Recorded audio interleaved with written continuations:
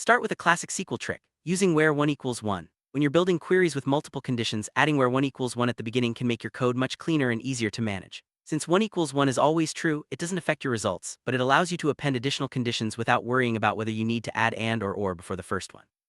This small technique not only improves readability but also helps you avoid logical errors when dynamically constructing queries. It's a simple habit that can save you time and headaches, especially as your queries grow more complex. Next, let's talk about the qualify clause. This feature is a game changer when working with window functions. Instead of nesting queries or using complex subqueries, qualify lets you filter results after a window function has been applied. Think of it as similar to having, but specifically for window functions rather than aggregations. This makes your SQL code much easier to read and maintain. For example, you can use qualify to keep only the top-ranked row per group, all in a single, straightforward query. It's a powerful tool for anyone who wants to write cleaner, more efficient SQL.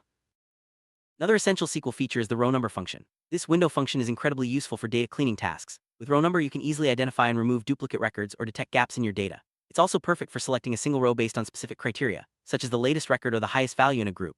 By assigning a unique number to each row within a partition, row number gives you precise control over your data selection process. This makes it an invaluable tool for anyone working with large or messy datasets.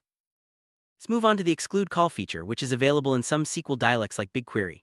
This handy syntax allows you to select all columns from a table except for one or more specified columns. It's a real time saver when you want to avoid repetitive code and keep your queries concise. Instead of listing every column you want to keep, you can simply exclude the ones you don't need. This not only improves readability but also makes your SQL scripts easier to maintain, especially as your tables evolve over time. EXISDS clause is another powerful tool in SQL, especially when you need to check for the existence of records in a related table or subquery. EXISDF returns true if the subquery yields at least one row, making it more efficient than using IN or join in many cases. This is particularly helpful during exploratory data analysis, where you want to quickly verify relationships between tables. By using EXISDS, you can write queries that are both performant and easy to understand, streamlining your workflow and helping you focus on the insights that matter.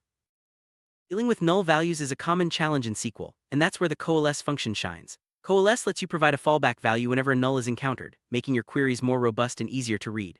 Instead of writing complex case statements or chaining multiple IFNULL or ISNULL functions, you can use coalesce for a cleaner, more concise solution.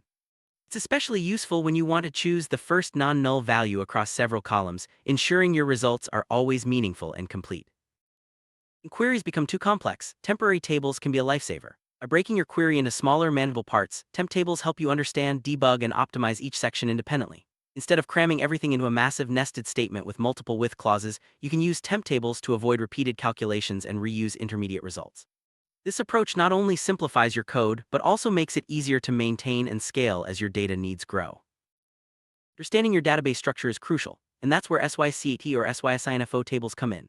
These system tables let you query metadata about your database platform, such as available schemas, tables, columns, and constraints. For example, you can use SYSCOUMNS to get details about all columns in a table, or SYS keys and SYS constraints to find information about primary keys and other constraints. Leveraging these tables helps you navigate and manage your database more effectively, especially in large or unfamiliar environments. Finally, let's cover the lag and lead functions. These are extremely useful for operations that require accessing data from previous or subsequent rows. For instance, if you're building a KPI dashboard and need to calculate month-over-month or year-over-year changes, lag and lead make these calculations straightforward. By referencing values from other rows in your dataset, you can easily analyze trends and patterns over time, making your reports and dashboards much more insightful.